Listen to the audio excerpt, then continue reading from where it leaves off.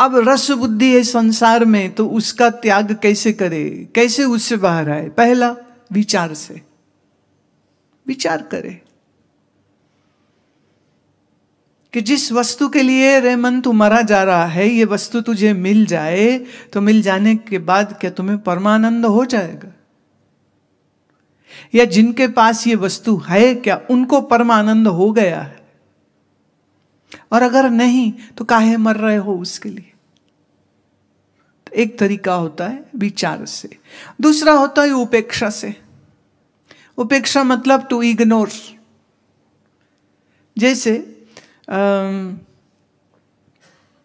आप किसी ऐसी चीज को, अब आपको मालूम है जैसे कि रोड में आगे एक्सीडेंट हो रखा है और किसी का बहुत क्षत विक्षत कटा पटा शरीर होगा, आपको अंदाज है, अनुमान है, तो आप जब उस गाड़ी के पास से गुजरते हैं ना, तो हल्के से मुंह फेर लेते हैं कि नहीं देखना, वो दृश्य बड़ा दुर्दांत होगा, देख के कष्ट होगा, रहने देते, ऐसे मुंह फेर लिया।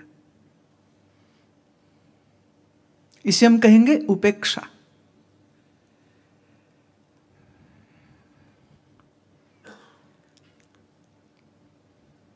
कोई आदमी कोई अश्लील फिल्म देखना चाह रहा है और उसने अपने दूसरे मित्र से कहा चला देखेंगे इकट्ठे। उसने कहा नहीं, मेरा इंटरेस्ट नहीं, मैं नहीं देख। उपेक्षा। बोले घबराते हो क्या? बोले घबराते नहीं, जिस राह जाना नहीं उस राह के मील पत्थर को हम क्यों गिने?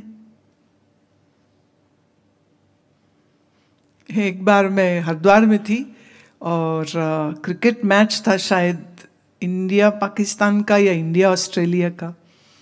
तो एक आश्रम के बाहर 2-4 ब्रह्मचारी पीले वस्त्र पहने, तो उनकी शिखा और वस्त्र देख के लग रहा था कि कहीं पर गुरुकुल में पढ़ते हैं। तो वो 5-6 बैठ करके वो मोबाइल में क्रिकेट मैच देख रहे थे। तो मुझे आते देखा तो उन्होंने फटाफट उसको बंद करके साइड में कर दिया। मैंने कहा देखो, तुम्हें अगर देखना है तो ठीक से देखो, चोरी से क्रिकेट मैच को तुम पाप बना रहे हो कि चोरी से देखोगे तो गलत हो गया। देखना है तो मैं फिर बोलो ना अपने आचार्य को कि मैच देखना है। अब इतनी बात बोलेंगे तो वो कान से पकड़ के बाहर कर देंगे। तो एक सरल सी साधारण सी चीज को भी एक पाप की कैटेगरी में, अनाचार की कैटेगरी में आप ले आए, खामखा, कोई जरूरत नहीं थी।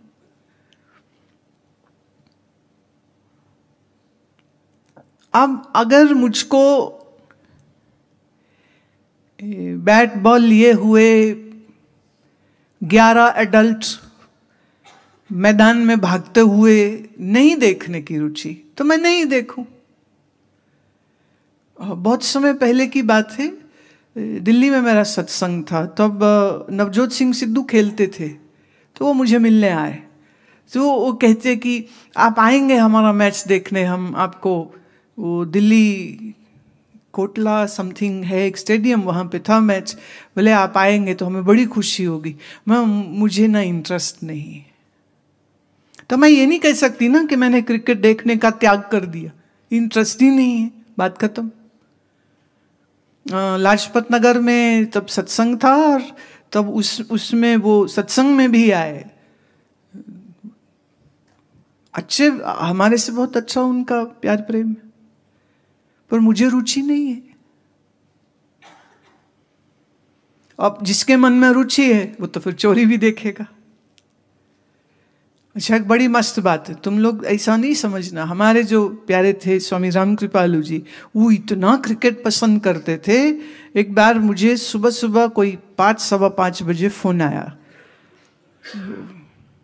स्वामी जी अभी मैं इतना भी नहीं बोली कि नमस्कार या कुछ, बोले माँ you have to pray India should win. मैं फ्रॉम व्हाट? और वो ऑस्ट्रेलिया में शायद मैच हो रहा था और वो रात के जगे हुए हैं, उन्होंने मैच देखा है। और वो मतलब कितना तड़प रहे थे कि 5 बजे तो मैं उस समय फ़ोन करूं कि अब 3 बजे तो ज़्यादा जल्दी हो जाएगा। तो वो 5 बजे फ़ोन करते, ले आप प्रार्थना करो कि हमारी भारत की टीम जीते, भारत की टीम जीते, यू हैव टू प्रे। मैं कहा Swami ji are you watching the match? Oh yes I am watching the match. मैंने कहा पर मेरी प्रार्थना से मैच कैसे जीत जाएंगे? बोले नहीं, I am very sure, you do it we will win, you do it. मैं okay I will do it. वो तब इंडिया जीतो भी था। फिर दोबारा वापस फोन आया, बोले देखा मैंने बोला प्रार्थना करो, आपने की और वो जीत गए। मैंने कहा स्वामी जी ये आप समझ रहे हो कि मेरी प्रार्थना से जीते? उन 12 खिलाड़ियों को पूछो, वो बेचारे भाग रहे, मेहनत कर रहे हैं, और आप यहां कह रहे कि हमारी प्रार्थना से वो जीत गए। But such a child like in a feature, वो छुपा थोड़ी रहे, उन्हें पसंद है, वो देखते हैं। उनको बल्कि थोड़ी हैरानी हो रही थी कि अच्छा आप नहीं देख रहे हो? मैं नहीं, हम तो नहीं देख रहे, जिससे कोई बहुत बड़ी गलती हमने कर दी। बोले नहीं, अच्छा चलो बट यू शुड प्रे। मैं ओके, कोई मैच नहीं छोड़ते थे, फाइनल हो कोई वो देखेंगे, और कुछ छुपा भी नहीं दे, उन्हें पसंद है तो वो देखेंगे। पर ये याद रहे कि एक महात्मा की इस चॉइस में और आपकी मन की बनाई चॉइस में बहुत बड़ा फर्क होगा। बड़ा पैशनेटली वो देखते हैं सही, लेकिन जहां मैच खत्म उसके बाद वो सोचने नहीं वाले कि क्या हुआ या कैसे हुआ, या उसका घंटों महीनों हफ्तों सेलिब्रेशन कर रहे हो कि पटाखे फोड़ रहे हो कि ऐसा भी कुछ नहीं। देखते हैं, पर ना देखने को मिले तो, क्योंकि मन से उपेक्षित है। तो संसार को बुरा नहीं कहने का, पर साधक के मन में उपेक्षा होती है कि मुझे इसमें नहीं जाना, मेरे समय की बर्बादी होगी।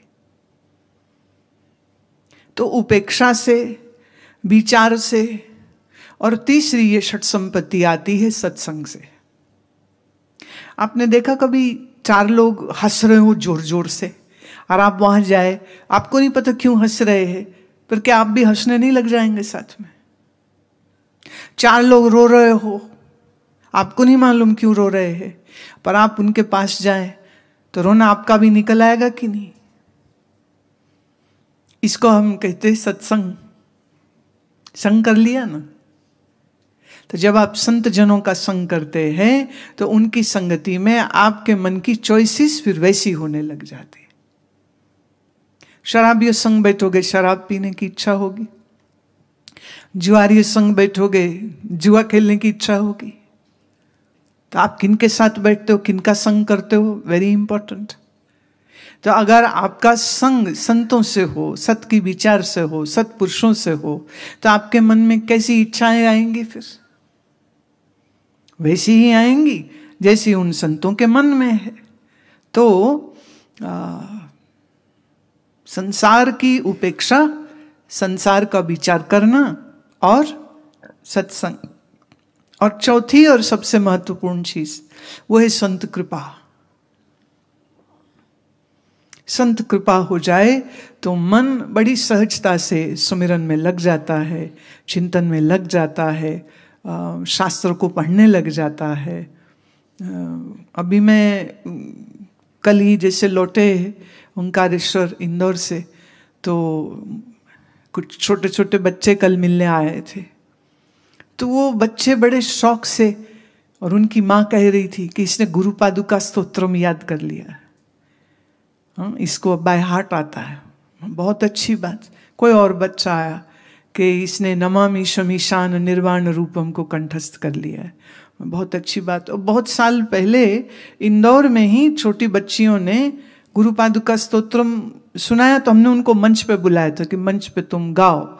तो दोनों बच्चियों ने गाया। वो सब देखने के बाद मैंने हर शहर में जब मैं जाती हूँ तो वहाँ बहुत से छोटे छोटे बच्चे दिखते हैं जिनकी माएँ उनको इसके लिए पुश करती है, और बच्चे बड़े शौक से फिर सुनाना चाहते। हमने याद कर लिया, बहुत अच्छी बात है।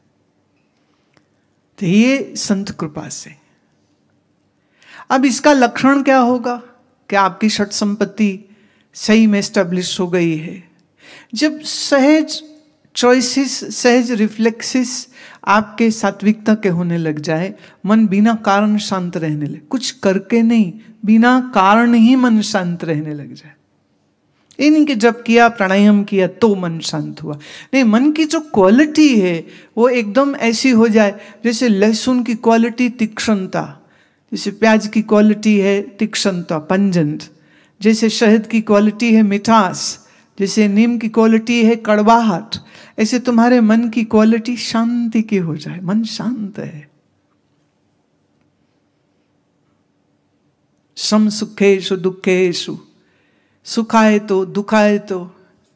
हम ये नहीं कह रहे कि तुम इनसेंसिटिव हो जाओगे, ना ना, इनसेंसिटिव नहीं, जो होता है उसमें उछलने नहीं लग जाते हो। जरा सा दुख होया तो छाती कूट के रोने नहीं लग जाते हो। कईयों के यहां तो घर में दूध उबल जाए तो स्यापा पड़ जाता है। भोजन पकाते में दाल लग गई, इसी में उनका स्यापा पड़ जाता है। वो तू तड़ाक गाली गलौज चलती है, वो गालियां दे रहा होगा पति उसको, उसके माँ बाप तक को गालियां देगा, क्या सिखा के भेजा है तुम्हें, आता कुछ नहीं है, तेरी आंख से अंधी, तुम्हें दिखाई कुछ नहीं देता, तुम सामान खराब करते हो, इतनी महंगाई है, तुम दाल जल, अरे दाल जली है, तुम दिल क्यों जला रहे हो? दाल जली फिर बन जाएगी।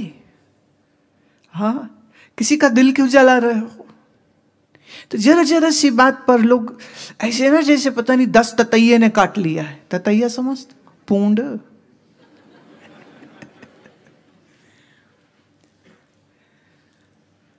हमारे यहाँ जो मियावाकी फॉरेस्ट है ना, उसमें अब 20 बॉक्स भी रखा है मधुमक्खियों का। वो एक बॉक्स होता है जिसमें वो रहती है, और वो कई बार क्या है, वो उसमें से वो बाहर निकल आती। मैं बाहर इधर बगीचे में बैठी होती हूँ तो छोटी छोटी मधुमक्खियाँ आके वो मेरे बैठ जाती। अब ये रंग इतना वो चटक है ना, तो वो हमें गलती से फूल समझ लेती होंगी, तो आके मेरे बैठ जाती। कई बार लोग डर जा, अरे मधुमक्खी, मैं कुछ नहीं कहती, कुछ नहीं कहती, चिंता मत करो, वो छोटी सी है, नन्ही मुन्नी सी, थोड़ी देर बैठेगी, वो उसको कुछ रस तो मिलना नहीं, आप ही उड़ जाएगी, काहे चिंता कर रहे हो। कभी कभी मकड़ी आके बैठी होती सिर में, तो ये लोग घबरा, मकड़ी मकड़ी, मैं क्या हो गया, इतनी सी बेचारी बिना हड्डी की है, काहे उसके पीछे पड़े हो तुम? बोले नहीं, हटा दे। क्या हो जाएगा, वाहे बरी।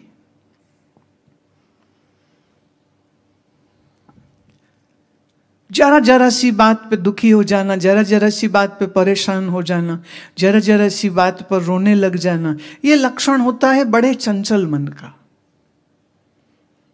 बहुत बहुत विक्षेप होता है मन में।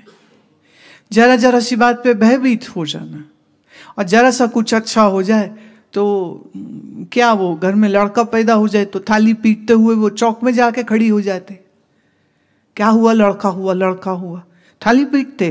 यूपी में चौक में चले जाते थाली पीटते हुए, सुनो सुनो लड़का हुआ है, मतलब जैसे को बड़ा अजूबा हो गया। और वो लड़का भी ऐसा ही होता, हम तो देखते हैं रोज, बच्चे आते, 4 लड़कियां, प्रसाद दो इतनी शालीनता से लेती, लड़का आएगा वो आड़ा टेढ़ा खड़ा रहेगा, सीधा ही नहीं होता। कई बार वो प्रसाद बोलो तो एक हाथ ऐसे टेढ़ा सा निकाल देगा, निककर एक हाथ से संभालेगा, गिर रही है उसकी, नहीं तो रोने लग जाएगा, माँ की गोदी में घुस जाएगा। तुम्हें समझ लगती है, लड़कियां आती इतनी समझदार शालीन ठहरी हुई, और ये आते, वो शुरू से घर वाले बिगाड़ देते ना, लड़का हो, फिर हो गया तो ये लगता है सबसे बड़ी उपलब्धि हो गई। किसी को पूछो तुम्हारे जीवन की उपलब्धि क्या, बोले 2 लड़के हैं। ये जो लड़के हैं ना, बाद में लड़ते रहते हैं, और ये माँ बाप बिगाड़ते रहते। लड़की को क्या कुछ बोले, तो ये सीख ले, तो वो सीख ले, तो ये कर ले, तो वो कर ले। लड़का, वो कहते ना डेमो पीस अच्छा है, बस क्या है, लड़का है, बाकी अकल हो ना हो, लड़का है, इसी में खुश हो जाते हैं। जरा सी बात पे खुश, जरा सी बात पे रोना, जरा सी बात पे घबराहट। एक महिला आई थी हमारे पास, उनके पति ने किसी अन्य महिला से संबंध बना लिए। जब उसको पता चला तो उसने पति से न तो लड़ाई करी, न सवाल जवाब किया, क्योंकि जो बेईमान हो ही चुका है तो उस बेईमान को जलील करने का कोई मतलब नहीं। उसने बस उसको बुलाया और कहा कि देखो, अब मैं तो तुम्हारे साथ नहीं रहूंगी, तो शराफत से मैं और मेरे 2 बच्चों के लिए क्या क्या चाहिए वो दे दो, मुझे छोड़ो और उसी के संग जाके तुम रहो। अब पति इतना सीरियस तो था नहीं, वो तो टाइम पास कर रहा है, फ्लर्टिंग अराउंड। बोले नहीं नहीं ऐसा नहीं, ऐसा नहीं। नहीं, बोले सवाल ये नहीं कि तुम क्या चाहते हो, सवाल ये है कि मुझे तुम्हारे साथ नहीं रहना, ड्रामा नहीं चाहिए, कोर्ट कचहरी नहीं करना, रिश्तेदारी इकट्ठे नहीं करने। तो मैंने ये पूरा हिसाब बना के रखा है, ये तुम मुझे दो और घर से आउट, क्योंकि घर मेरा।